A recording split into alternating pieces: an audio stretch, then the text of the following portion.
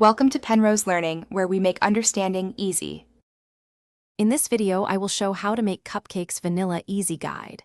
Preheat your oven to 350 degrees F, line a muffin tin, and gather flour, sugar, butter, eggs, milk, and vanilla extract.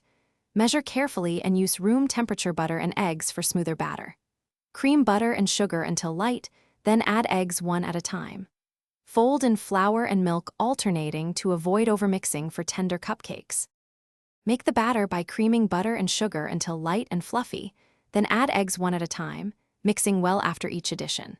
Sift flour and baking powder to ensure even rise, and fold in gently to avoid developing gluten. Alternate adding dry ingredients with milk, starting and ending with dry ingredients for balance. Stir in vanilla extract last for even flavor, and scrape the bowl to incorporate any unmixed bits before filling liners. Fill each liner about 2/3 full so cupcakes have room to rise without spilling over.